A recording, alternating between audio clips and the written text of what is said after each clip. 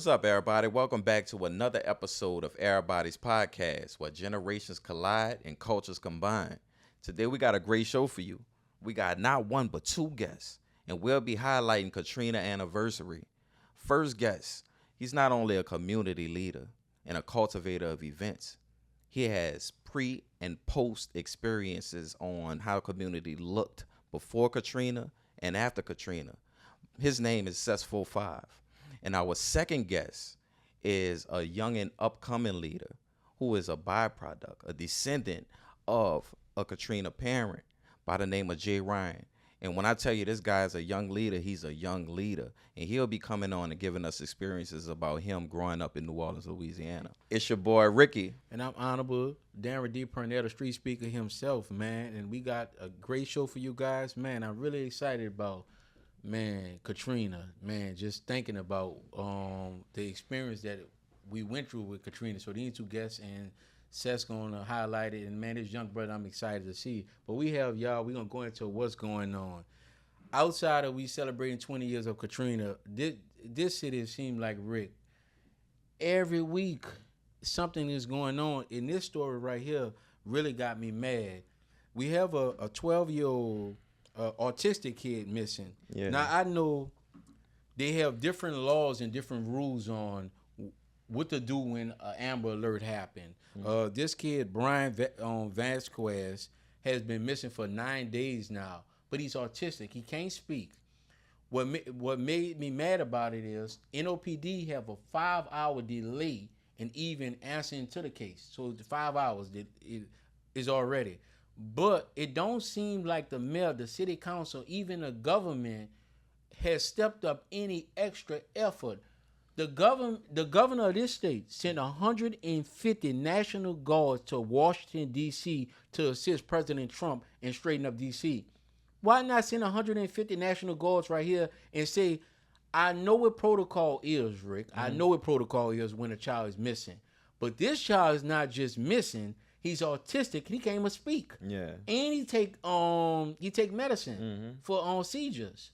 And yet the governor, the mayor, the city council, and we're in the heat of election season right now. They have dropped the ball tremendously on this. Yeah, I totally agree. And even though that's the highlight of, the missing persons, like I've been seeing over the past few weeks that a bunch of people have been going missing.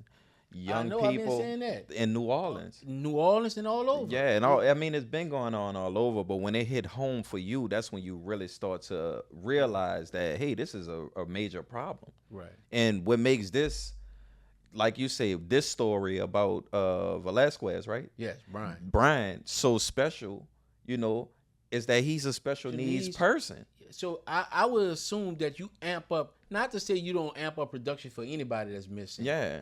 But normally a missing person can speak for themselves. They make an escape for themselves. Right. All these options is off the table for him. Yeah. So you would think that since these options for speaking and he's already autistic, you'll amp up production a little bit more for him because he's at the mercy of whatever the element is or whatever. He can't break away. And if he break away, he probably never reigned to fall. You can take a 12-year-old that can speak and everything.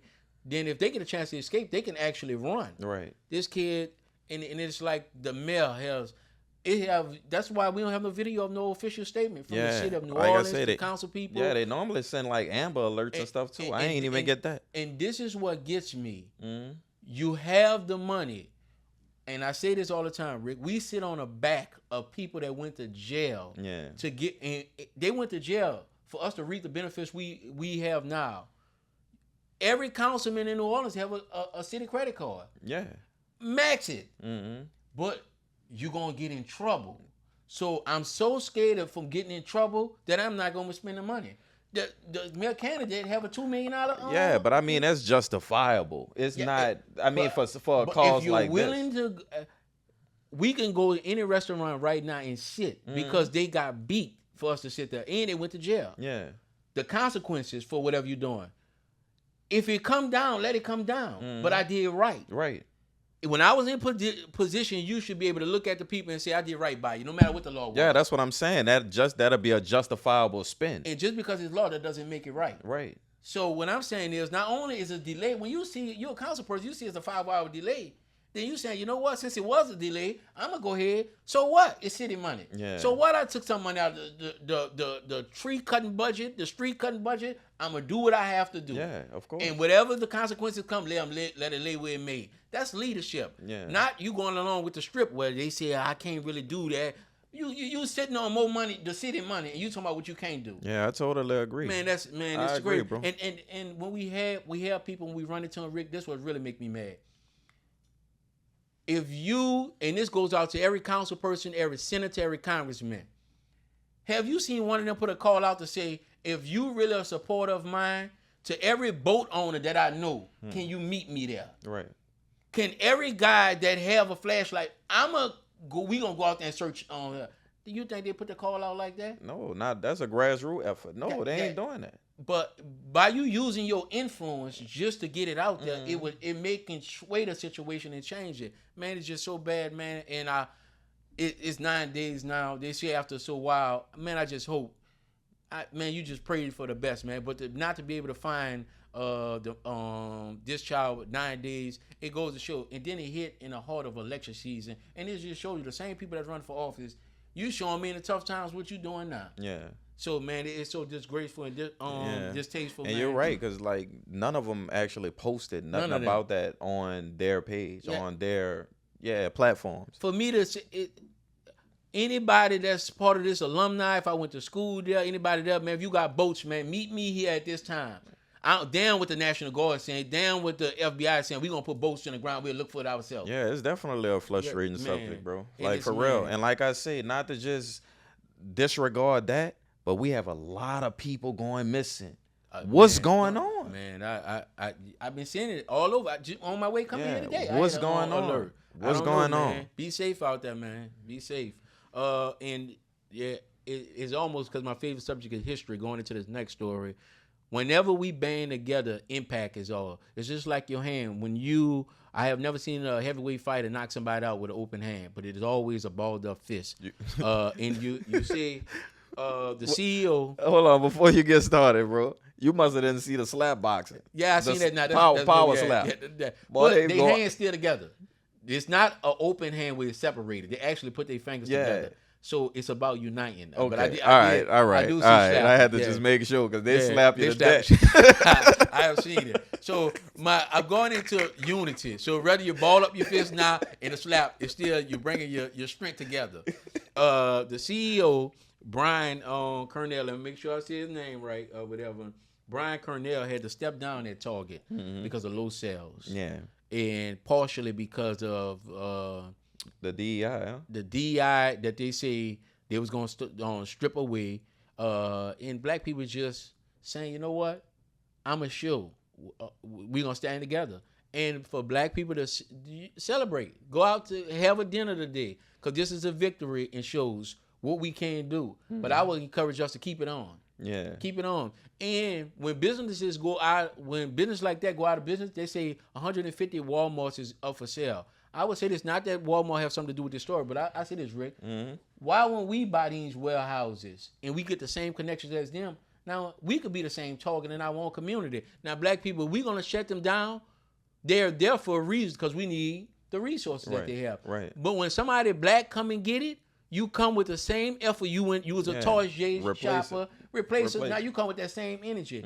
Don't give them the best of you and give me the worst of you. Yeah. And that's the sad thing about it. But I would say it's a victory. I would say it's a victory too. Yeah. And I want to take it back a little bit to Essence Fest, right? Yeah. I'm saying that because we did our job. People was talking about, y'all still going and support Target. Everything in that was free. And the black people was in the line taking all the free stuff. Like, they was getting everything free. Right. I think that played a part in everything too.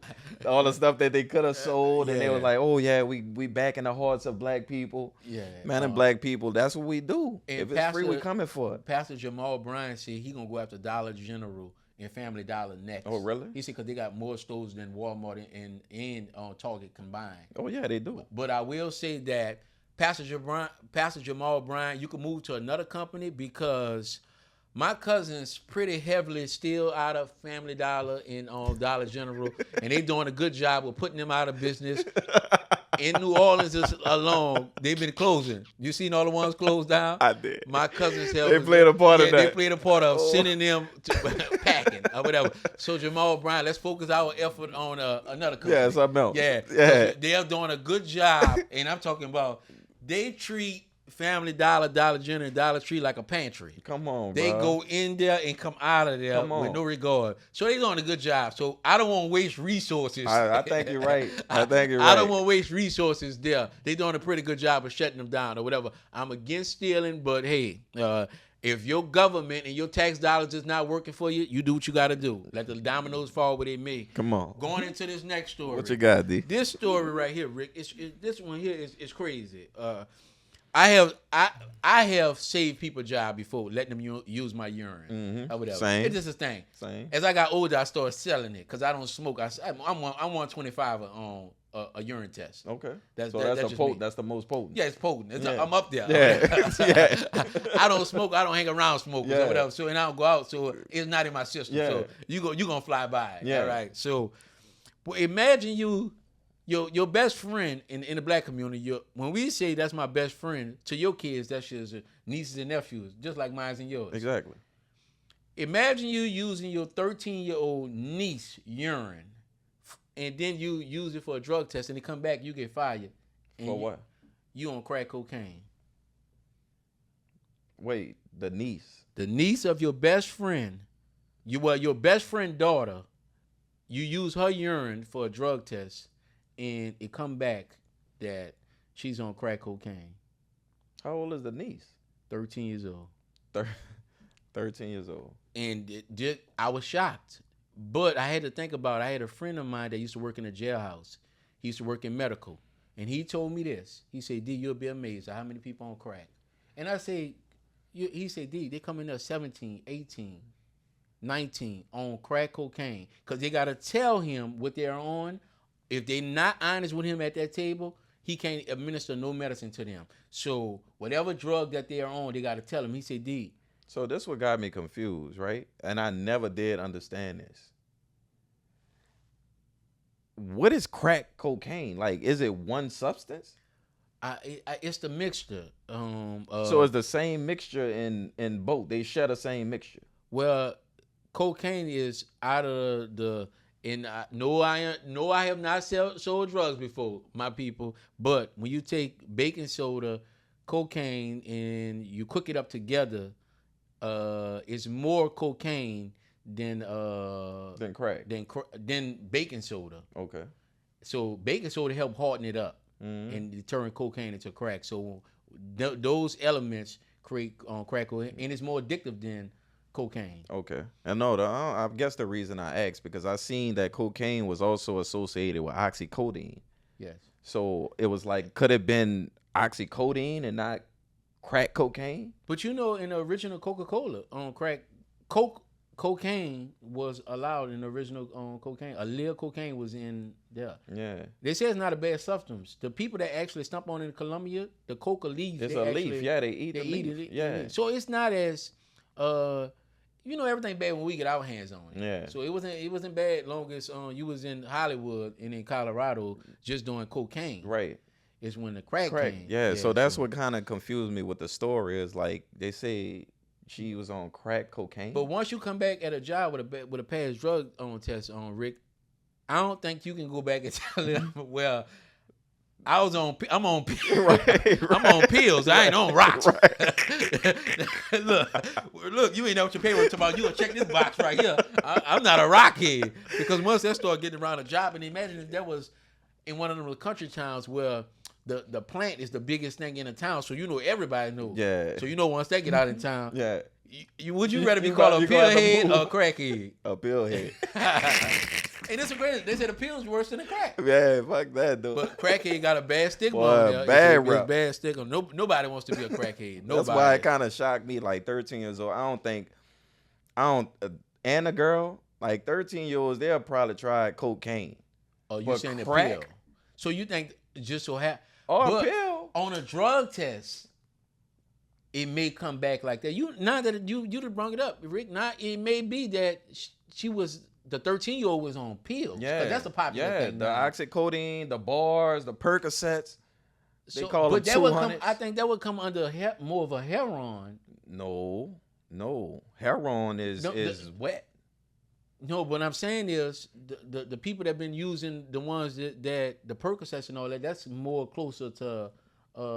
That's more closer to the Oxycontin and all that. That's closer to cocaine. No. It's closer to cocaine. Well, me and Rick, when you don't do drugs and don't sell drugs, me and Rick is so lost. So leaving on this show in the comment of somebody break it down and reduce it to the lowest term so we can know what we talking about. Yeah. But she did pass the fail the drug test, and she do not have that job. And please don't come fill out for me because I'm not hired.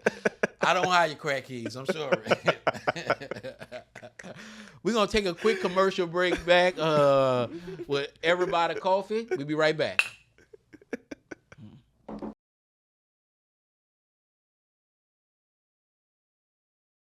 Welcome back, y'all. And as we promised, I told you it's a double hitter. And we mentioned a young leader who I'm really inspired by, right? We have him in the building right now, J. Ryan Berryhill. Go ahead on and tell these people a little bit about yourself, man. Thank you for coming on. Always. So I'm happy to be here. My name is Jerian Berryhill. I serve on the Mayor's Youth Advisory Council as well as chairman of the Juvenile Justice Committee. I'm a leader, advocate, and speaker here in New Orleans. Man, that's what kind of grades you make in school? I have a 5.0. A what? I didn't even know. Hold on, Rick. All I know about is Fort. Look, bro. Hold on, Rick, hold on. I didn't even know you. I was in the low twos, all right, the high twos. This man say 5. 5.0 is a call. How do you skip over 4 and get to 5? Just break that down to me and Rick. Well, so basically, when you have like AP classes, dual enrollment classes, which are college classes and honor classes, it boosts your GPA because it's harder than normal classes. And what grade you in? I am a junior. You're a junior. Oh, right. Man. So when did you start with the APA and taking college courses and stuff like that? What's the earliest you can start for the young people who may want to know? Well, I started in 9th grade. In 8th grade, I took 2 high school credits early, so I think that gave me the boost to be able to go to the higher classes. So, yeah. He took in middle school. He was taking high school classes. That's amazing. So I got a leading question. Why academics? Well, I think that to be educated is to be powerful, right? So I try to be powerful, and with the education, I know how to talk to people. I know how to maneuver my way around the world that I'm trying to go into. Okay. Man, that's 'Cause good. I see a lot of young brothers now, you know, they more into like their phone, social media. They barely know how to hold an intellectual conversation, you know, and it's just different. You know, it's empowering, you know, even to me being an older brother, to see someone, you know, that's still, you Gen Z, right? I am. You Gen Z. To see somebody coming out of Gen Z with so much intelligence, you know, kudos to you on that, man. Like, I appreciate it. Honestly. So I want to ask you a question. They passed a new law. This the first year they did it, where they took cell phones out of a lot of schools or whatever. Do you notice the impact of that cell phone was having on kids in school? Well, I go to car, right? So our phones are taken at the beginning of class. So it's not much of a difference, really. You're not supposed to be on the phone anyway. So Right. I don't see the big deal about it personally, but I understand why people might feel how they feel.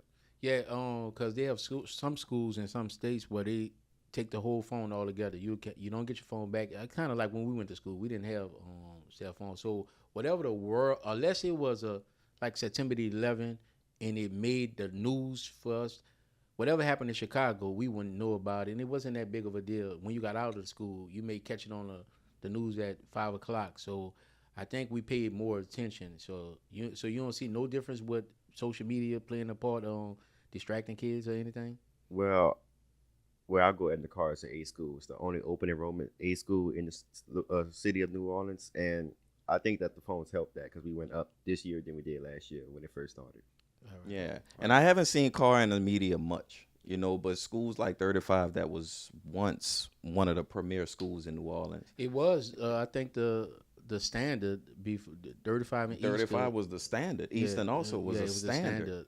especially if you didn't go. Well, Ben Franklin was the number one, and outside of there, it was Eastern and 35. If you went to those schools, you pretty much was going to the next level. Mm-hmm. Well, 3-5, I do know that 3-5 is a college preparatory environment. Mm-hmm. I can see that they prepare their students for the future. I can see that. So, what's some of the things, classes that you take in school that help you to advance and going into your next career?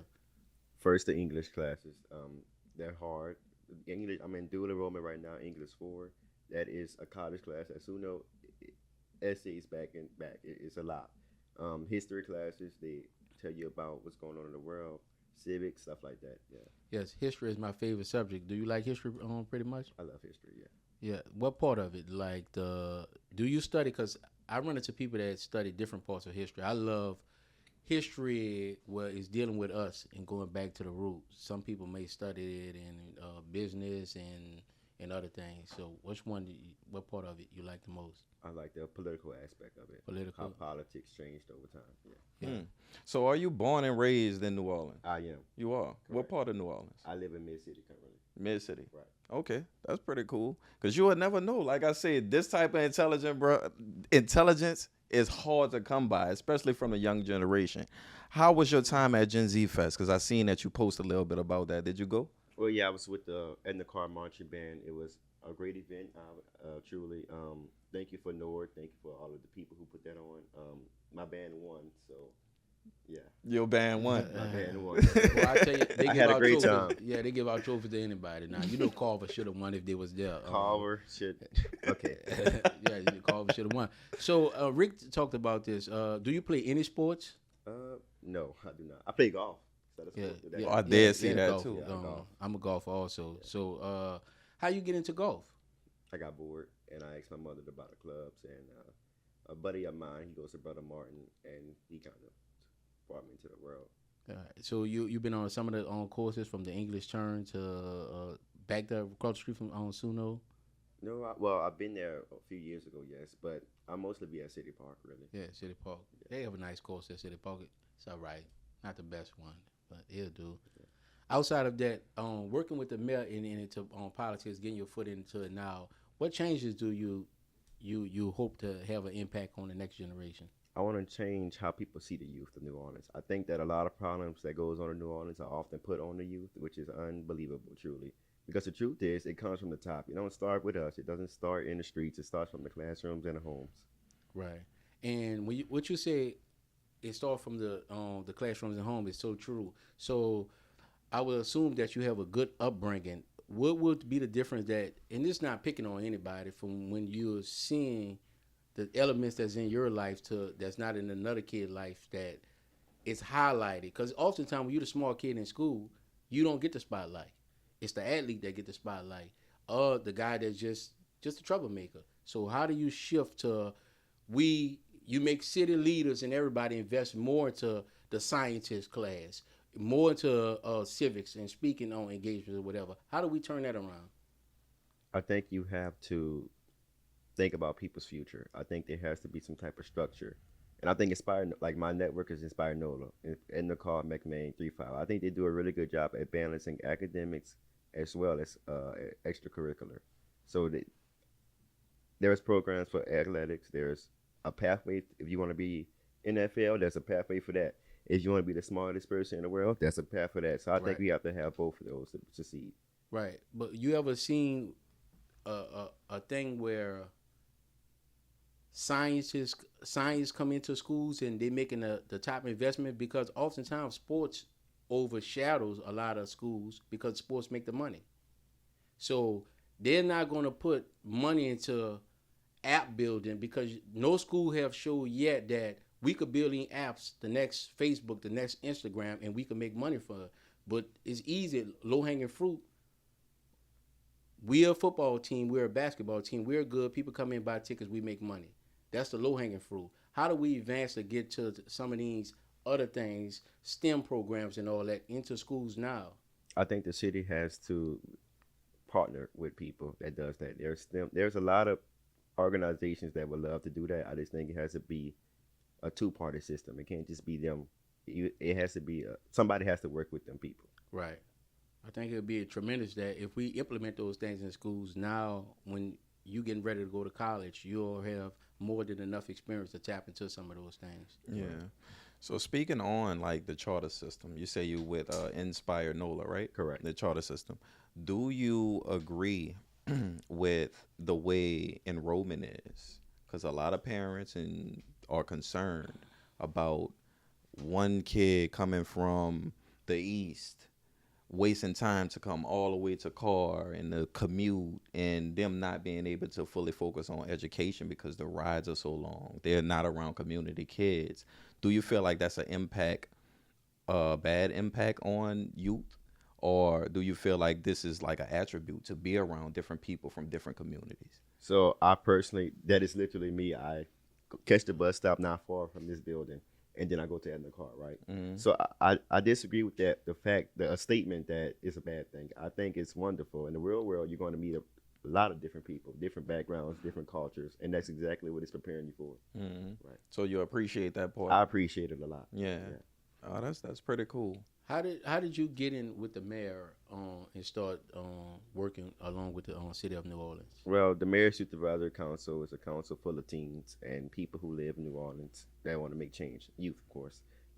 With that role, I branched out to do my own things, right? So I would talk to the mayor personally. I would do things like this, not only representing myself, but also MYAC. So it really just, I played the cards right, I can say. You learn how to play the cards. Now, I'm going to ask you a question. Are you going to go into politics? That is the goal. Why politics? That's something I think that politics is where I can make the biggest change, right? I think that politics needs honorable people who won't change for money. And I think that's me. I don't plan on changing. Yeah. Right. I mean, a lot of people say that. I was just about to say a lot of people say that, G. They do. Know, a lot of people say that, and I think all of them going there for the right intentions. What makes you think that you're so rooted into change that you can't be influenced by the powers that be? Well, the change that I want, I'm living in it right now. So I know what I want to change. I understand the problems that I'm facing and people like me are facing. Yeah. So I wouldn't sell them out. I wouldn't sell myself out. Yeah, no, but I see it and I hear it, right? And we all know that when you are independently doing something, when you don't work for the government, you have a little bit more flexibility in how you control what you want to see. Right. But as you become a part of the system, like, what do you think that's even possible? Think back about history. You say you like history. I Your was just brothers about to like, ask him, go ahead. What politician you're studying to see some of how they move and how they got things done? Is it anybody? Because the young brother right now that's in Baltimore, I'm so mad I don't know his name, but he turned the crime rate, the mayor in Baltimore, the crime rate must have dropped about 70%. That's what I heard. And he did it. He's African American, but all the African Americans, I just watched 4 African American cities where all of them use some of the same tools to do the same thing. So do you watch stuff like that and study from them? The biggest person I could say I studied is probably Barack Obama. The way he took people who were very separated and made them come together is something I'm not sure how he did it, but studying him, I'm sure I can learn. Right. Yeah. Well, he's controversy right now behind him. He had in 2009, he had America on lock. I would say that I never felt so good to see him and his family walk across that stage on that particular day. Not to say I feel the same way now, but that day was a proud day, and I'm happy that I got a chance to see that family walk across the stage, to see him and his own family walk across and represent what some many thought was impossible. My grandmother cried. I seen my grandmother cry twice. When the Saints won the Super Bowl and when Barack Obama walked across the stage, she was so happy to see that because many of them didn't think it was possible. So do you think you one day want to walk across that stage also? Who knows what can happen? I mean, man, put it out there, right? Because we probably how the president running now, they running billions now. We might have to start raising money now to get you in there. So we might as well go ahead and start raising money now. So can you see yourself Yes. I can. 1800 Pennsylvania. All right. You gonna let me and Rick come? Sure, why not? Oh, all right. You heard that. I'm trying to get chief of staff or something. Yeah, but that's pretty cool, man. That's pretty cool. And like I say, your road to success is different, and I wish it could be a model of what success looks like for a young person. Right. You know. But before we get, into any more, let's go ahead on and take a break right quick, D. We'll take a quick commercial break, and this is sponsored by EraBody's Coffee. Make sure it's available online now. Make sure you guys get a bag.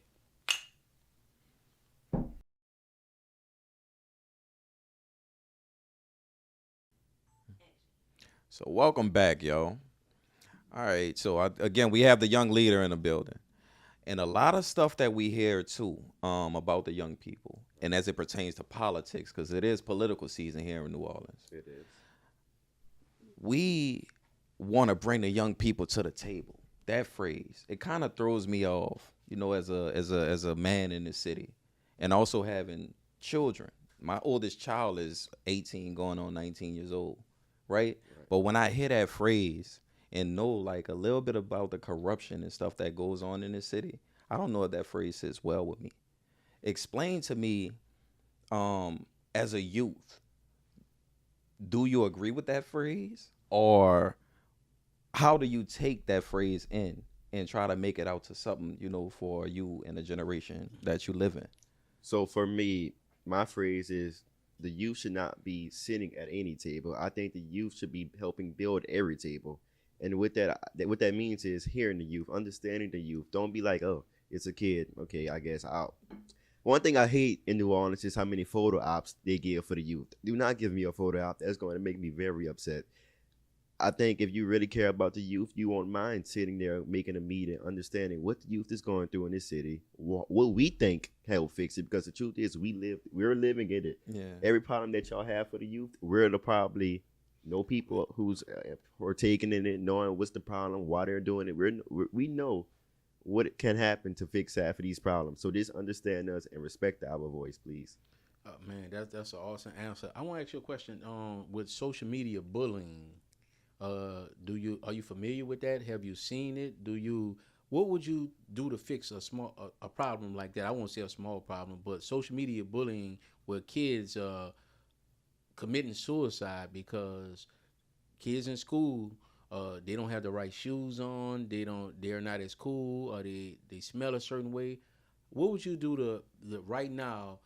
Government officials around this country are looking right now. What would you offer for a solution for something like that? I think that it should be workshops and events that make people understand what bullying is. A lot of people don't realize that they're being bullies when they're being bullies. So we explain what being a bully is. We explain the consequences of being a bully. And we try to less separation in schools, really. Like the shoes and the car inspired NOLA. You wear the same shoes as everybody. You wear the same uniform as everybody. So there is not much that you can target about the other person. Yeah, and I like that, but too, when I was out of town in Texas, right, I seen how free it was to go to school. I mean, you couldn't go with pajamas on, but you was able to feel how you wanted to feel, and people respected you because one day you probably feel the same way I do. Right. Do you feel like that dress code structure works within a system like New Orleans? Truly, yes. I think it works for me and the people I know and the people I talk to, and I talk to a lot of people. It's not a big deal. A lot of people enjoy wearing their uniforms. They put different styles to their uniforms. This year alone, a lot of people are customizing their uniforms, and it's looking beautiful. And I think it's just creativity that they get to have. And you said you like history. I just give you a history lesson. The uniforms, actually, they didn't wear uniforms at first in New Orleans. It came about because a lady owned a uniform factory and she wanted to make some more money. So she pushed for legislation to make all the schools wear uniforms so her uniform factory can make some money. Mm-hmm. So just because a movement is just because a card is on the table is not always good to play. It played into her hand because she had a benefit in there. And oftentimes, when you're going into politics, everybody that come up with a deal, sometimes they have a hidden motive behind their deal. Mm-hmm. And I don't think she cared about all kids wearing uniform. Mm-hmm. I think she cared about her uniform factory making a lot of money. So that's what uniform. But when we went to school, you may hear this a lot, that they may say this generation is soft. Do you get that a lot? People do say that, yes. Because when we went to school, it was, you had to take that. they talking about your shoes and all that.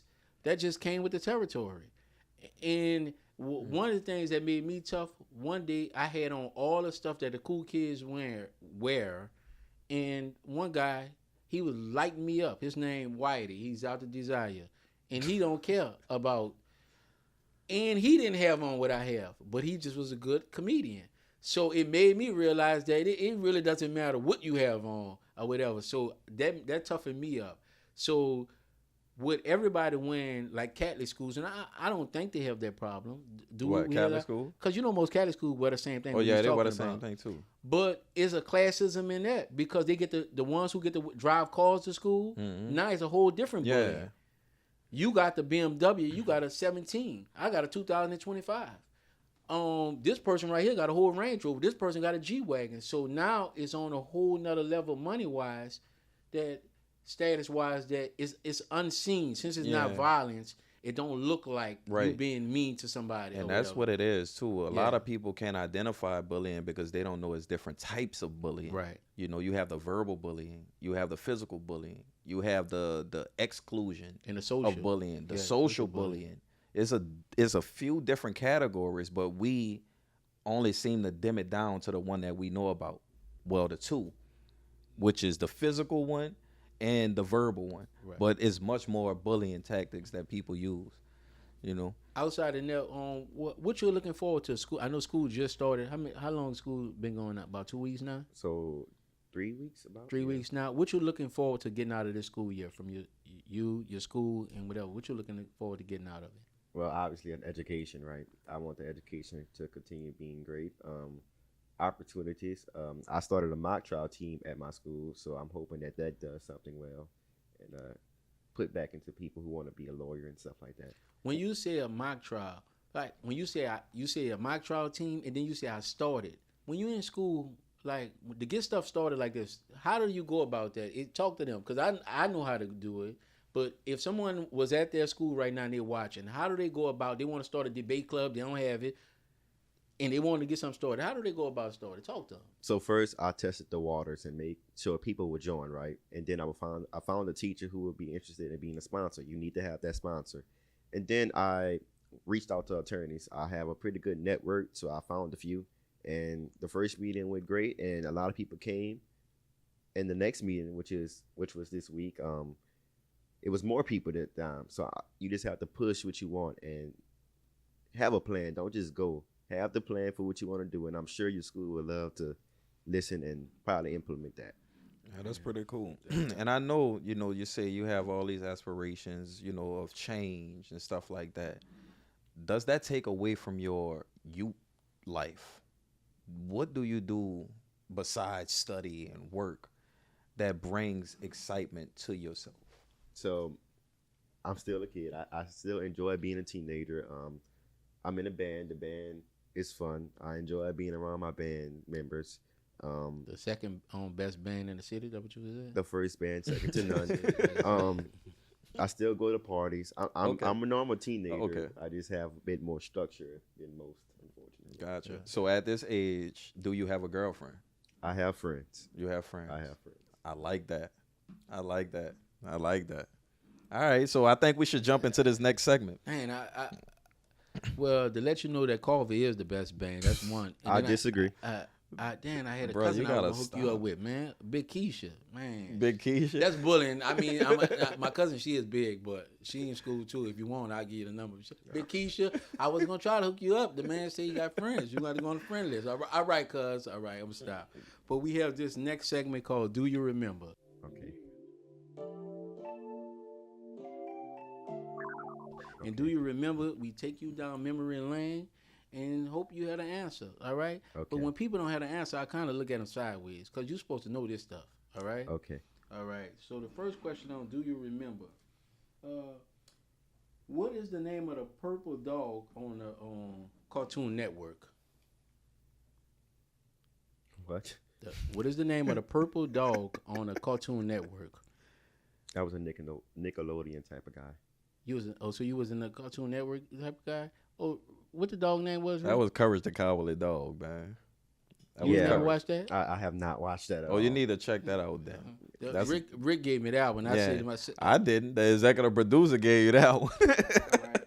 Have you watched the TV show Whataburger before? No, Good Burger. Good Burger. I have watched Good Burger. All right. What was the #1 competition? The people next door. I don't know the What name. their name? It was just, and I remember when he went in the thing. It was like a secret operation. That's Yeah. all I remember. Yeah. He got Think booze. about the name. Waterburger. I don't know. Wait, what you say? Waterburger. Whataburger? I have no idea. Oh, Whataburger? What was the name? Enlighten me. Mondo Burger. Oh wow. Mondo Burger. I say burger. Yeah, you did say burger. You did Tell say. me what you liked about the movie. It was funny. I liked his little hat. That was the favorite part. That I liked the hat he had on his head all the time. Right. So you're a movie guy. Do you watch movies on a regular or not as often? I mean, if it comes on, yes, but I'm more of a show. I like to watch shows. All right. Well, this one here was a show, and they had a guy. He made a lot of money. I mean, he was in a he made a lot of money with SpongeBob. What was the guy named that made all the money that sold the crab sandwiches? Oh, that's easy, Mr. Krabs. I know. All right, he got that one. He was the only one in the sea making money. He the only person set up shop. You know, I'm trying to figure out how they have a city and he's the only one making money. He the now. only But person. Yeah. Yeah, they also say the Krabby Patties was crabs. That was, and he the only crab in the he the only crab in the sea. So what you call him? I think he a sellout. Now that I'm thinking he get them to come and kill him and then make the sandwich because he's the only. You're right. He is the only crab. Yeah, he the only crab. But now And I his think daughter is a shark, huh? she's a shark. Pearl. Pearl. No, the daughter was a whale. A whale. A whale. Pearl. Pearl. Yeah. So I think that he's saying he's selling Krabby Patties, but he really killing fish. Because there's a bunch of fish out there. But the then fish he's the is the only ones crab who eat it. though. He the only crab, but he call it Krabby Patties. You know how that go. Oh yeah, you put know how that everything in go. there. Oh man. So I want you to talk to the people and let them know where they can find you at, how they can get in contact with you. Oh, so you can follow me on Instagram at JARYAN.B, and that has all my information. You can see what I'll be doing in the city there and stuff like that. And I'm actually in your area, do you feel as though like the councilman, you're in politics? So this is a tough question you gotta answer. You can't this the ones you can't dodge. I know you can't vote yet, but do you feel as though the councilman in your area is doing his best job representing y'all well? Well, personally, yes. I mean, my streets are getting fixed. It's starting to look cleaner around. It's not much crime anymore. So, I mean, personally, I think yes, but I'm sure adults probably have a different opinion. Right. I like how you posed that answer. But man, we glad to have you on. Yo, would you be willing to come back and always be a friend of this show? I am definitely. All right. So the man agreed to come back to the show and be a friend of this show. And once again, get our book on Businessmen on Amazon. And once again, Rick. Yeah. So you heard the man. That's a wrap on this show. I hope you was just as informed about youth leadership and what that looks like in New Orleans as we celebrate and highlight Katrina anniversary. And y'all give my man Jay Ryan a follow. Y'all make sure y'all keep up with what he's doing. And most definitely get the book Businessmen. As for us, you can find us on EraBody's podcast. That's EraBody's podcast on all social media sites.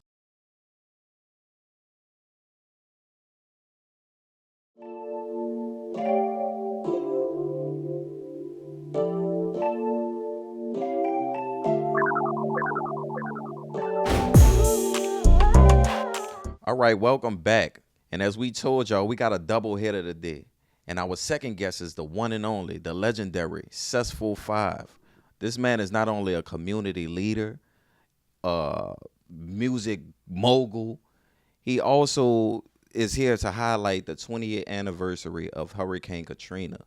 And again, we got my man Sess 5 in the building. What up, Sess? What's up, Sess? Oh man, God is good. God is good. Faux Nickel is in the building. Let's get it. Wait, Faux Nick. He said Faux. What you mean, Faux Nick? Faux Sess? Nickel, Sess 5. You know that's. Oh, all right. I thought they was on that craziness again. Oh, man. Being out the greatest part of the city of New Orleans, the greater Ninth Ward. Yeah, the Ninth Ward. It's an amazing thing. Everybody can be from the Ninth Ward, which my co-host is not. So, you know, he always got to be a second fiddle, you know. That's- St. Bernard was a good place. But I did lose my house in the 9th ward, you know.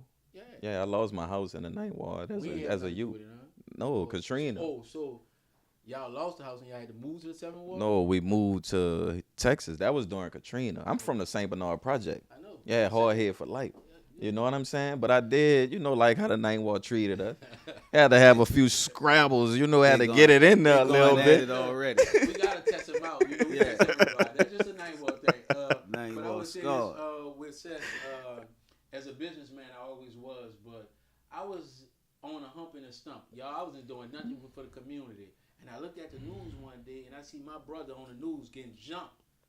And they fighting over housing and all that. And y'all, I wasn't even paying attention to the news. So I always say, when I seen you in OT, no matter how much, whether he win a mail or not, or how much trouble he done been in, when I seen him and I seen you, bro, it always inspired me to sit back and say, man, I have to do something. I just can't sit back and not do anything. So I want to applaud you. I tell you this all the time, but I tell you on our podcast, he inspired me to say, man, look, I got to get in the game somewhere. I cannot just sit back. So that's what inspired me to get in there. Man, talk about what all you do in the community and what made you even start helping out. Because most guys, they just sit back and they on a hump and a stump. They can talk about it, but, it's many people in the talking line, but the action line is short. So what made you want to help out?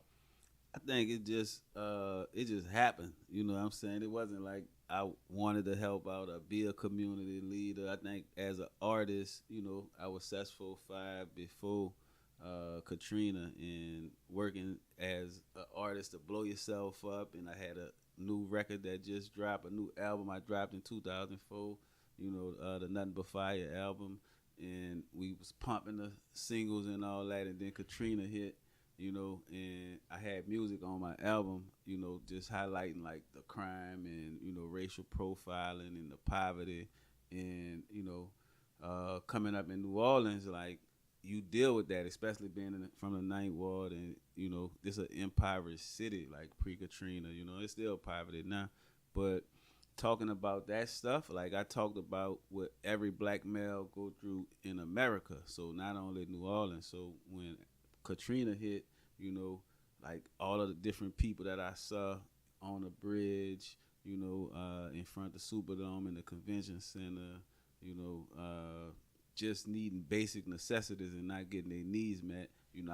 I had evacuated to Baton Rouge, and so like they getting shipped off to Houston, Atlanta, wherever they got shipped off to. Like I'm able to like fight because I didn't go through the tragic part of it, the traumatic part of it. Right. And so while they dealing with, I lost everything, plus, I sat through all of this stuff, it's like somebody have to speak up for the people who they don't have it together just yet. You know what I'm saying? So I was able to come back while the ground wet, you know what I'm saying? Like, 3 weeks later, you know what I'm saying? And then come back, a month later, because you still couldn't get in. You could come visit, but you got to, leave and then come back. And even though, like, I'm dealing with FEMA and all of that different stuff, too, trying to, get funds and all that, because the livelihood is still gone, I'm still not in a traumatic space like some of the other people. Right. You feel me? And so we just fighting for those who,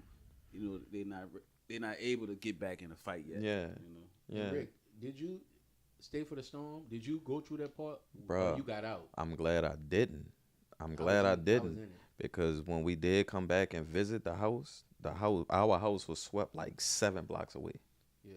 The only thing left where our house was originally at was the steps. And I was actually in a storm. My mother got married on August 27th. My mother's birthday is August 29th. I was headed to the St. Bernard Project by a young lady that stayed on the 3rd floor. And my cousin called me and said, nah, man, we going to go by my Auntie Sarah's house. She stayed on Carrollton and Orleans. And I think that's the best decision because the water got pretty high by the St. Bernard. Where we was at just waist level, so we was able to walk out. So what you're saying on the traumatic thing, I actually seen somebody floating in the water, and he was taller than me. And the first thing hit me like, dang, they taller than me. How they drowned, but not realizing how far they floated. Not would they drown back or whatever. So it was that bad. If you was in here, it was that bad. And they call it looting. I call it what the FBI call it when they take your stuff, Sess. Confiscating goods. So we had to go confiscate. We say commandeering. You know Oh, what I'm saying? Commandeering. Yeah, commandeering. Yeah. Confiscating, confiscating, looting or whatever. We had to go into some stores and make the situation better for us. But our city, as it's in shambles now, it was even more shambles because the buses. How did it feel when you seen all the buses that possibly could have got people out in the city of New Orleans sitting underwater? And that was I guess the only way that we could have got out in large numbers. How do you feel when you seen all those buses underwater? I think it's just really depends on like if they deploy those buses in a different area. So it's kind of like mismanagement because if they flooded, they was in the same area. And I think one thing is that's important to always remember is that Katrina came and passed. You know what I'm saying? Right. And so the levees blew. Breached, whatever word you want to use, that let the water in the city. And so if you not planning for, the levees breaching, you know what I'm saying, then those buses, don't flood or whatever. But I guess if the mayor or whoever is in charge, like they have to set them buses in a different area. But that also is coordination with other mayors from like Jefferson Parish. I'm going to ask this question. Hurricane get in the Gulf now. Now we learned from that mistake.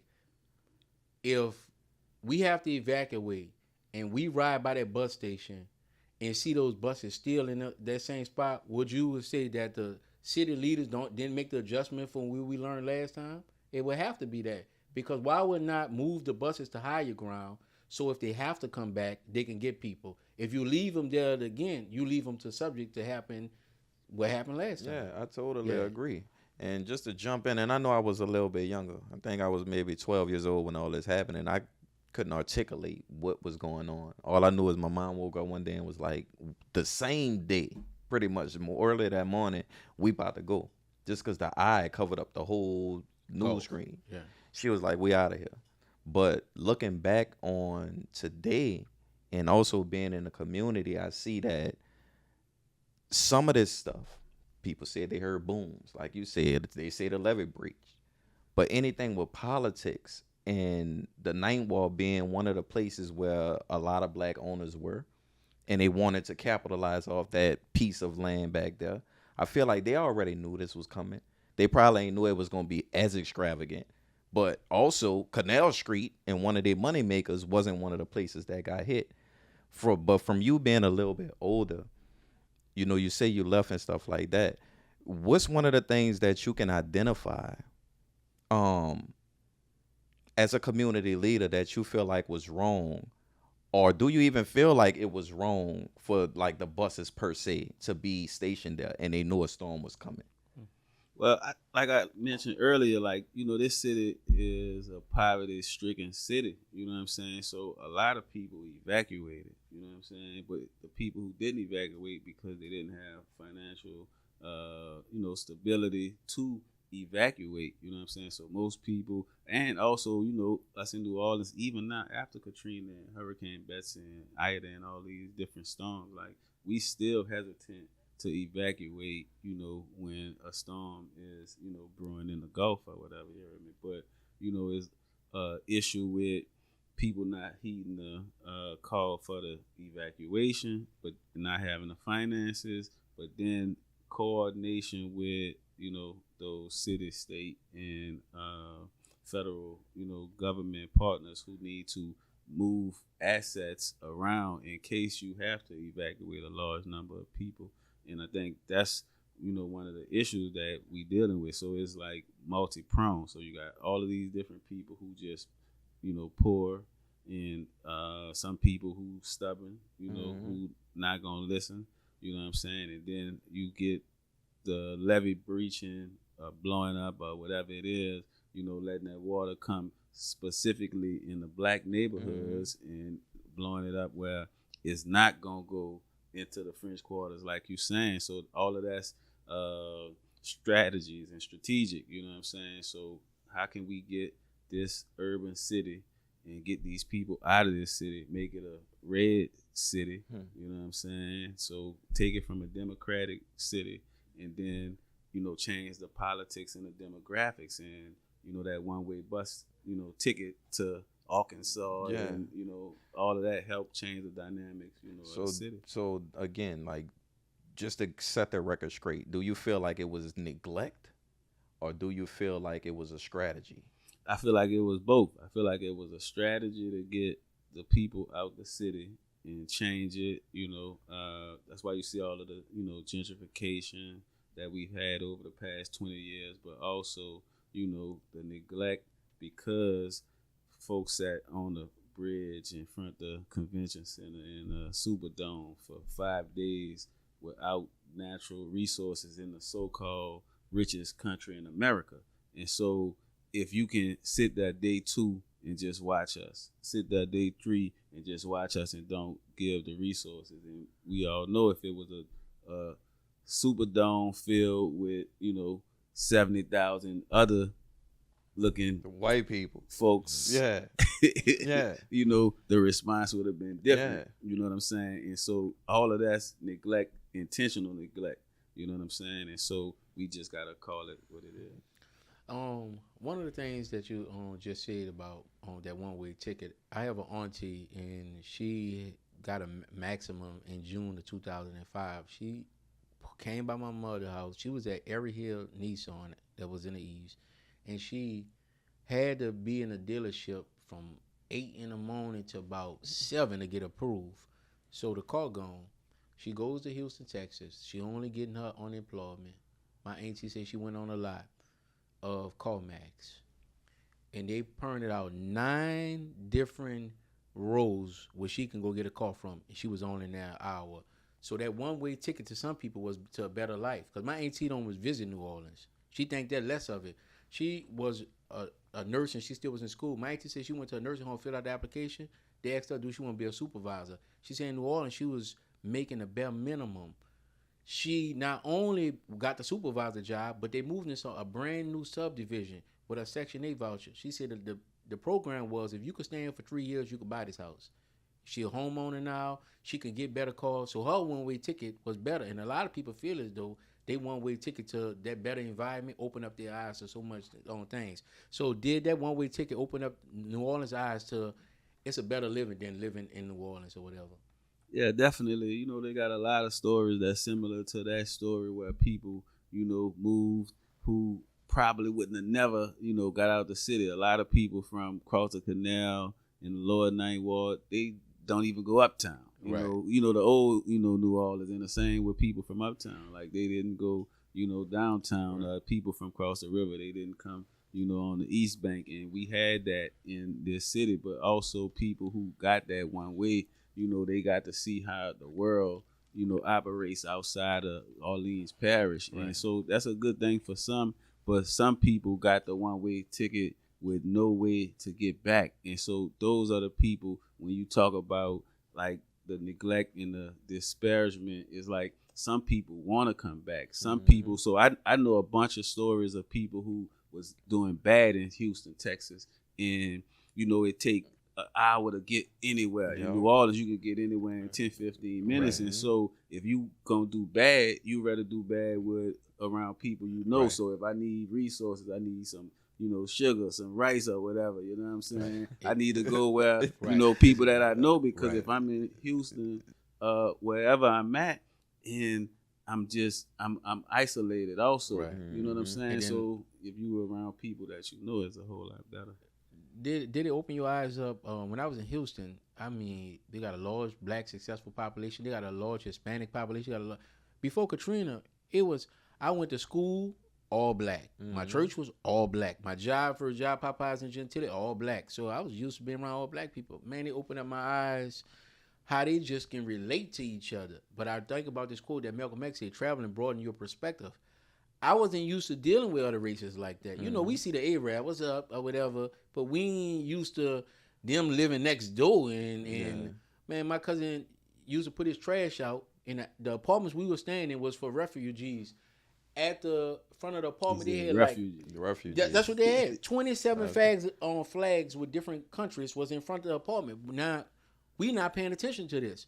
But these people that's coming from Africa and all these other countries was our neighbors now. So you start talking to them and you start realizing, I said, man, this refugee apartment, whatever, and they put us in there. So we was with them in. You know that's funny because I forgot the real terminology or definition that they gave to refugees, but it's not really a good one. But for you to say that they put all the refugees in one And we was spot, in there. And then Yeah, it's just they if you from another country, you know, then you're a refugee, but you can't be a refugee in within the your same- own. Yeah, Yeah. That's what they put us there. And check this out. You had to wake up 3:00 in the morning to the people that wanted a job. They come in, they called us in the meeting like, if y'all want to work, we're gonna help y'all out. You get on a bus at 3 in the morning, which I never did, and my sister went one time. It's a 2.5 hour ride to some factory. You work a 12-hour shift and then 2.5 hours back. That's the jobs they was working. So you know automatically the people from New Orleans in general, America, they bucked that. So they started hitting us with the lazy tag. Oh, they lazy. Yeah. I'm like, nah, we ain't lazy. This not right or whatever. So they start giving us vouchers to asking us, do we want to move out of the apartment? Because they need people that's going to go with the system in there. So things like that happen. I think a lot of situations turned out bad for a lot of people in those different Yeah, they elements. misused us really in our most vulnerable moment. Yeah, I've seen a lot of that too. And then you seen the documentary where the National Guards came not ready to assist. Yeah, when but they was killing guns people. drawn. Yeah, it was crazy. But the stories I heard, just like Sess, I know you mentioned about coming back a few times because you couldn't stay here. But man, coming here, you probably wouldn't be able to get back out because you dead. You know, it was a wild time. Did you ever experience anything, you know, that was out of line that the support who was here was doing to the civilians of Louisiana, New Orleans? No, I didn't experience nothing like that. But you know, like I was one of the ones who like I'm just proactive. Like I don't listen to the government. Even these folks who coming in, like if they National Guard or whatever, is like you know they like you can't come in at a a certain time or whatever. I'm like I'm gonna go around. Y'all don't know this city like I know this city. Like I'm about to go check on my property and my people or whatever. And so like I'm bucking the system. You know what I'm saying? That's probably why I was in city council fighting and all that too or whatever because like. These people come into the city in the guise of helping us, but then they listening to the propaganda from the news and they saying looting. How is people who starving, need basic necessities, consider looting? People they got a small percentage of people who were looting, but the majority of people trying to bring stuff to other people, older people who can't move. People who elderly, stuff like that, sick folks, people trying to help people, and you come listening to the propaganda, so your mind clouded, already, you know what I'm saying? That's why, we appreciate the people like General Honore who challenged that, and former chief, Eddie Campos, who challenged, all of that narrative and didn't listen, to what the news was saying in terms of, looters, and understood because Campos is from here, so he can feel for the people, and he black, of course. Yeah. Now I'm gonna ask you a question. On every house they had, can you show the accent in that on there? Yeah. On every house they had that. Can you explain to on every house when you seen that what exactly it mean? Yeah, so when the search and rescue part was happening, post Katrina, if they go search your house, so they had different infantries, different groups, and so they would put whatever group they is going, check on the house, and then they would put the date on the other side, so exactly. Like I went here, it was September 13th, Right. So they would put the date on the other side, and then they would put the number of bodies, at the bottom. So if they didn't, if you saw a 0, that means nobody was there. But if you saw 1 or 2 or 3, that means somebody was, in that house. I didn't know that. They have a graveyard. It's for bodies that still wasn't Found. Claimed. No, they never was claimed. What? So they have people 20 years later still in limbo. Don't know if they found them or not because they put a memorial site up for them, but they never claimed the body. That's crazy. So and that's one of the situations. I know somebody that found their loved one like 7 years later. And when you go through stuff like that. But I want to talk about the Pacific spot where the levee broke at. you turned it around. It's been 20 years now that you have been doing this march or whatever. And in 20 years, it went from just a brick wall to y'all did some awesome work on that. Tell us about that. Yeah, so this whole year I've been working on making this 20th anniversary bigger than all the other anniversaries. And so like I had a number of different ideas. So in April, we went to the state capitol, myself and the whole Katrina 20 committee. We met up with State Representative Alonzo Knox, and he passed a resolution to make August 29th Katrina Day. And then in June, June 12th, we went to the city council, and then, we was able to make it a city holiday. So now August 29th is a city holiday, and the whole city council passed that unanimously. And I talked to B Mike, and I'm like, hey man, I want to paint a mural, on the levee walls, in the ninth wall where we do the annual Katrina commemoration. And we talked about it. We had to get the Army Corps of Engineers involved. Hollywood Wood got involved. The poet, you know what I'm saying? Because he worked in the mayor's office, and we just start coordinating it, getting it approved on their end. And then B Mike got with his group, Eternal Seeds, and they have a 7-week program where he teach them. And I brought different people who will come talk to the youth, because all of them are like 16, 17, so they wasn't around for Katrina. So we had to have different speakers who experienced Katrina come share their stories and put them in the mindset before they start painting and understand why they painting. And over the summer, we painted 450 feet of the levee wall, right exactly where it was breached on the corner of Jordan Avenue and Galvez, and they created a beautiful mural. Is there. So this Friday for the 20th anniversary, that's gonna be the backdrop, of course, for the Katrina anniversary. But yeah, they did a great job. I sent over a picture of me looting and everything, but I see they didn't put that one up. I'm gonna have to go add that one myself. Or whatever. You was looting? Confiscating goods. So in being at the forefront of this or whatever, to get a holiday, do you feel as though like we are more connected than our parents was with government officials? Because now it's like we know the top from the bottom to the city of New Orleans. We could pick up phones now. I don't recall my mother, my uncle, any of them when I was growing up able to do anything like that or whatever. So you think our generation is more connected to what's going on in the city than our parents was?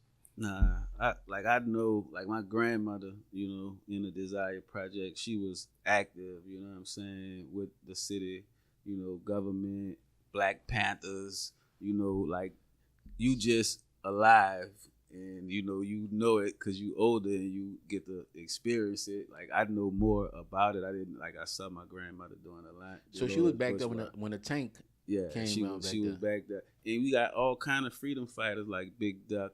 You know what I'm saying? We got so many people who was fighting when we was young and we wasn't paying attention.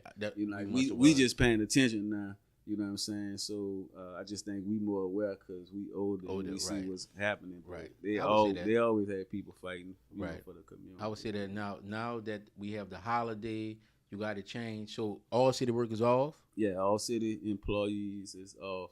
We're paid. It's a paid holiday or just a holiday? It's a paid holiday for all city employees. Man, that's work. Definitely. That's working. You take it off. Yeah. But now we got to get the citizens right to have the day off. You heard me? Because it's cool for them. Right. You know what I'm saying? We're the ones who really suffer. So the schools and all that will be open. Yeah, the schools open. So we got to get it. We got to get work. worldwide. Yeah, all right. So we working. All right. That'll be next year. It's coming next. Yeah. So even speaking on that, do you have a plan to get that yeah. incorporated, because it is important that we understand this is a part of history that changed our lives forever. Yeah, definitely. So, we had a plan to make it a city holiday, you know what I'm saying? And, we wanted to be a city holiday where the citizens had the day off. So right now we working with Congressman Troy Carter, also, State Senator Royce Duplessis, you know what I'm saying? So all of the people who are in the departments in the government where that legislation could happen. We communicating with them and working on that as we speak. Oh, that's big. Now, we have a big old press conference tomorrow. Tell us about that. Yeah, so tomorrow, Monday, August 25th, we have a press conference at City Hall, on the steps of City Hall, to announce what we're doing for the 20th anniversary of Hurricane Katrina. And, I got Mia X coming to the press conference, Sonny Patterson, Dawn Rashad, Wild Wayne is moderating the press conference. We also have all our elected officials, so Congressman Troy Carter, Oliver Thomas, J.P. Morrell, Eugene Green,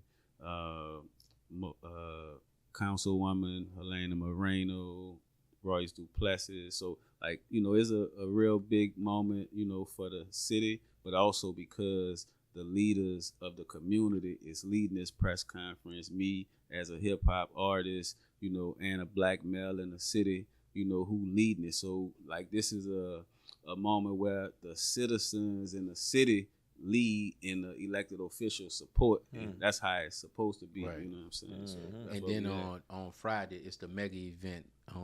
Explain the time, where is that, and what. Yeah, so this Friday, the 20th anniversary, the healing ceremony, the commemoration happens at 11 a.m. Jordan Avenue in North Galveston in the Lower Ninth Ward.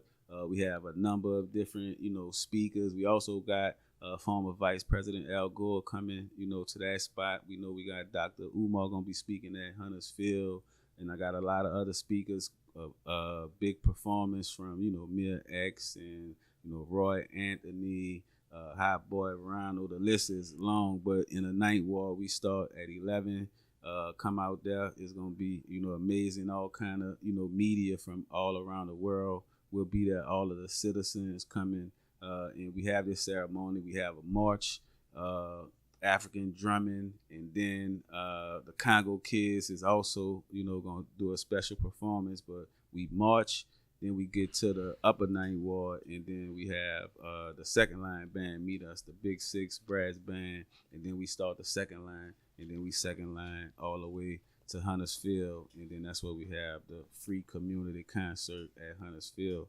Gonna be an amazing day, and you can get your, your Katrina jerseys at Katrina20.com or HustleGuardClothing.com, and come out. We got them in white, black, you know what I'm saying, and it's gonna be an awesome day, and we honoring the lives, of the folks that lost their lives, but then we also lifting up all of the citizens who came back, rebuilt, and made sure we could say we New Orleanians. You know what I'm saying? That's super important to us. You know what I'm saying? We New Orleanians. Yes, We can't let you go without asking.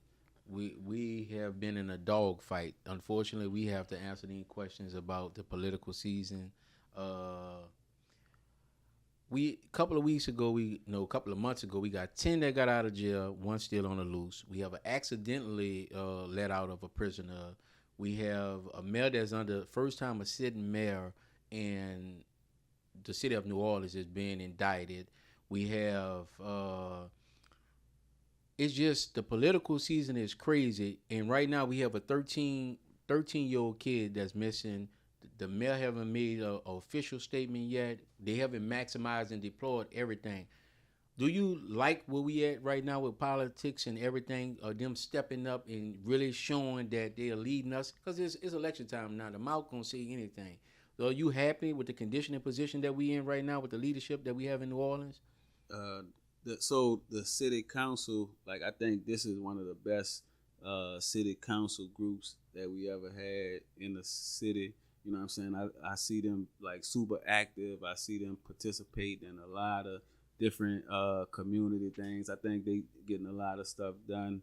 I remember, the city council, in 2005 and 2006, which was, the year we was in the council fighting, you know what I'm saying? And, they just kind of sold us out, you know what I'm saying? So I think, this council is different, but I also know that, of course, they can do more. I think, a lot of the elected officials can do more.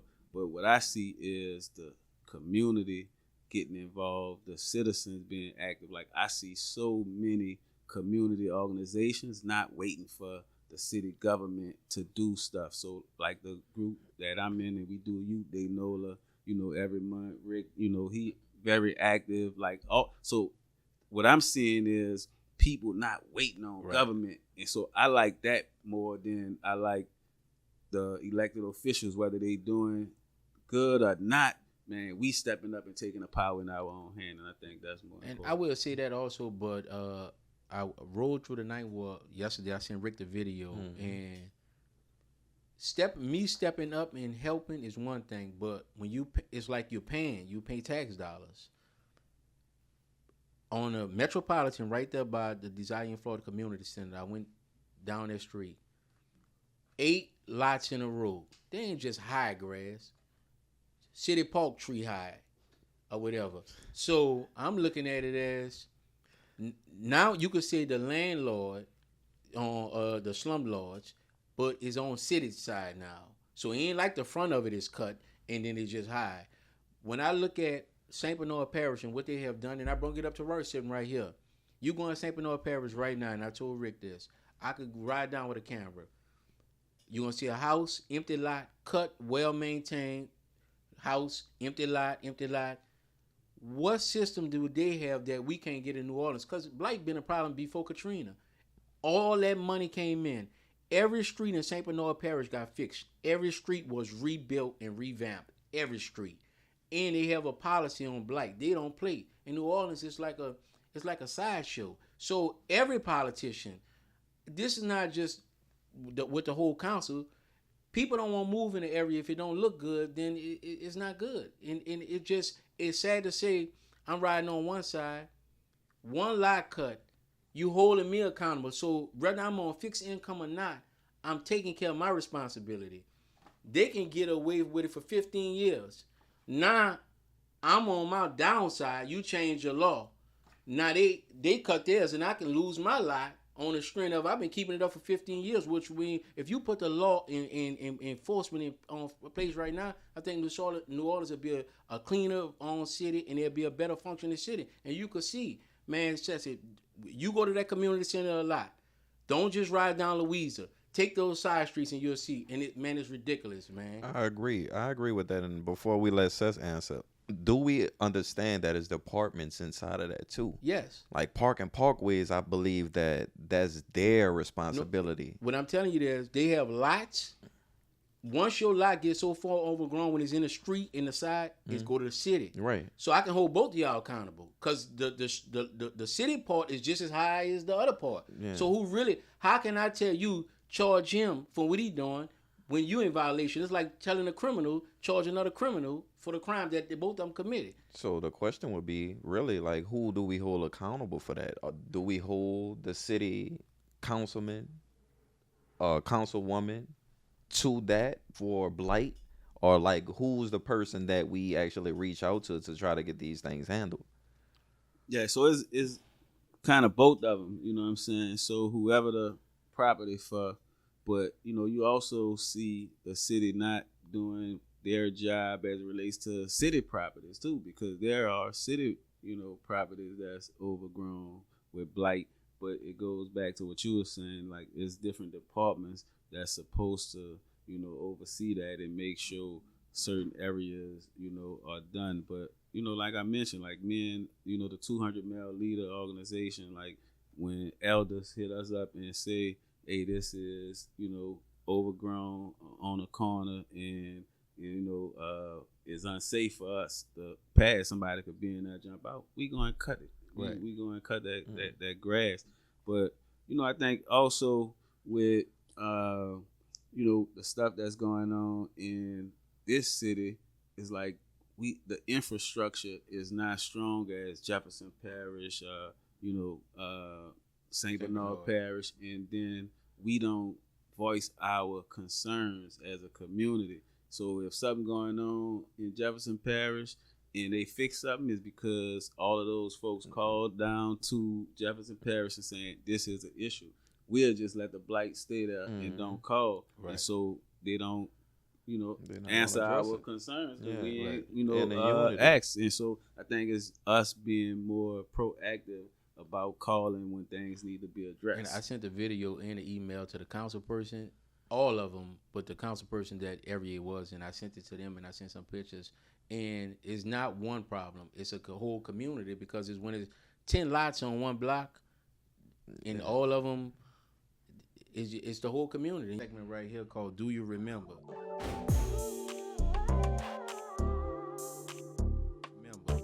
Do you remember is a game, Sess, where I take you down memory lane. See how much you was paying attention back then. You mentioned back then they had leaders and we wasn't paying as much as attention now. So I just want to see how much attention you was paying. This first thing, in a movie Life, what celebrity played the role of Spanky Johnson? Spanky Johnson, man, I don't remember them people, man. The movie, you remember? Yeah, I remember Life. Yeah, of course. It was Rick James. Rick, I don't remember seeing Rick in that movie. But a lot of people don't know that was Rick James. Oh, but I'm asking you, as a person that's history and love history, when you see Spanky Johnson, what person from Harlem he was playing a role of that's a big and well-known figure in real life? What, Bumpy Johnson? Bumpy Johnson. That's who he was in Harlem. All right. I got one. You got one. He got that's one of bonus question. During the slow speed chase with O.J. Simpson, Okay. how fast was O.J. driving?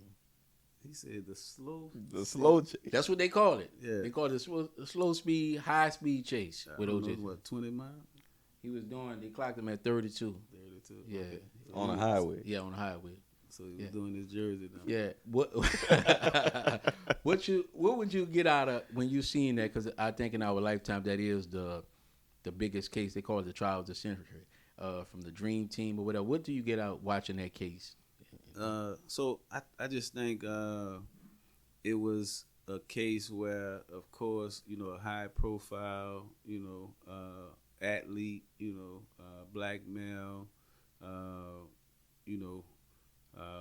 with his white wife, so a lot of people pick race against, so regardless if he was innocent or not, like a certain, group, mostly Caucasians, want him to be guilty. But I think when you have, the economic wherewithal to fight a case properly, you know what I'm saying, he was able to get one of the best, attorneys with, Cochran and Attorneys. So Dream Team. the Dream Team and Shapiro and, all them. And, he was able to fight where some people, if you don't have the funds, you know what I'm saying, you can't put up a good fight. And so it just also show you the importance of, having, that economic stability to be able to get out of certain things, whether he was innocent or guilty. And I think that's the one thing, like, us is, humans got to do, like, everything in this city almost, like, not just in the city, but if you got the money, you can get off it. Like, you can speed and get a ticket 1,000,000 times as long as you can, pay that fine, keep your license good or whatever. Anything you're going to, like, money, kind of, clear it. Now, they got certain things where if you go too far, of course, money ain't going to get it. But sometimes it do, and, relationships in favor also. But just watching that case, it was just showing you, like, you got to make sure you got that attorney money, man. Yeah. Rick, how old you was when the OJ case? What year that was? 95. I was 5. You were 5. Yeah, I was 5. I ain't said got I was nothing. 5. I was on my big wheel. You heard? It just so happened when I remember about this case, I just so happened to stop by my godmother's house in the Desire, the greatest project that it is. Just letting Rick know. I got you. Well, bro. I stopped by her house, and I wasn't really on OJ like that. I'm 5. I'm 11 years old, and she prayed that he don't. I see this man, the NBA Finals. We watching the finals, and it goes off, and they start showing this man. It was like, baby, please. She prayed that he don't kill himself because he started putting a gun to his head. So just so happened, the last day of the case, when they reading the thing, when Johnny Cochran reading the thing, closing statements, I was over there. But when they read that verdict and say not guilty, it was like a split of two worlds. Everybody white wanted OJ to go to jail. Everybody black was like, down, not guilty. But they came out with a thing, OJ Simpson, Made in America. And I got to watch that as an adult. The black lady that was on there, they brought up the Rodney King situation. Rodney King was killed, and he was beat in L.A. They moved his case to another county. By moving his case, he got most of the retired police officers stay in that county. He got an all-white jury, and all the police officers got off. They asked the black lady, did you vote not guilty because of that situation? She looked at the camera and said, I took one for the team, and got up and walked out. So I think that's where America was at that time. Yeah. And it divided us straight down the middle. Right. And his final question on Sess. What was the guy's name in a movie, Boys in the Hood, that drove the raid car? He was the driver that shot Rick. Not the shooter. Yeah. The guy that was driving. He almost hit the other one in the street when he was crossing the street. He almost hit him in the car, and they pulled the gun out on him. You remember Trey? Yeah, I remember Trey. So they pulled it. Remember he was driving. He almost pulled the gun out on Trey, and then he come back. He was the driver. They bumped into him when he was at the chilling in their cars. They bumped into him again, and then they bumped into him when he shot him in his back. What was the driver name? They only said it once in the movie. Man, he wasn't a star. That's why we don't know that dude, man. He won't go pick the hardest questions, but do you remember? Yeah, the one dude they said his name one time. You heard me? No, but it was a significant part. I think the reason why I gave you so many clues. What? So if he was if he was Spice One or somebody who not Spice One, MC8 or somebody who was popular, Ice Cube, Doughboy. All right, but he wasn't even a popular. He was just a regular actor. Before I say the name, in Friday. What the crackhead name was? Ezell. His part wasn't big. Yeah. But his name stick with us. When they his part was big though. He was in Buku scenes. Yeah, they said his name a lot. He had Buku talking roles. The dude you talking about, he ain't had no talking roles. That dude bumped him. And Regina King said his name. All right, so let me ask you this. Did he have more talking roles than Ezell? No. Was he as significant as Ezell? They said his name. He bumped him. And Regina King said, she said his name. She said he always. About what Regina King said. Yeah, she said his name. Clarence. She said Clarence always trying to start stuff. He know he can't fight. That's why he always trying to pull out a gun. Man, we don't care about no Clarence ever in the history of Clarence's being alive. Clarence was a getaway driver. What the charges would be on that? That he was a getaway driver. That's aiding and abetting. You know that's what they aiding and abetting. What that is in New Orleans? What that's what? Same thing. What the time? What the time is? I don't know. Don't aid and abet. You heard it, Sess. Tell us accessory. Tell us where they can find you at on social media and everything. Sess45 at Sess45 SESS45. HustleGuardClothing.com. You know what I'm saying? All things New Orleans. You heard me. Katrina20.com. Just holler at your dude. If you go on my Sess45 page, you'll see everything in my body. And are you willing to come back and be a friend of this show? Oh, man. EraBody's podcast. I'm here. What's up, friends? Man, once again, don't forget to go get our business book, Business Brothers, on Amazon now. We also have the coffee available. Go to the website and get you a cup of coffee. Buy you a couple of bags. Get one of your neighbor. Rick, take us home. Well, you heard the man. Business Mint is available right now on Amazon. And y'all make sure y'all pick up y'all bag of coffee from EraBody's not EraBody'sCoffee.com. And I hope this show was just as informative to you as it was to us. Huge shout out to Sess45 for coming on today and giving us the insights about what he have coming up for the city, and also the celebration of Katrina 20. Again, y'all can find us on all social media platforms at EraBody's Podcast on all social media platforms. And we out. Peace.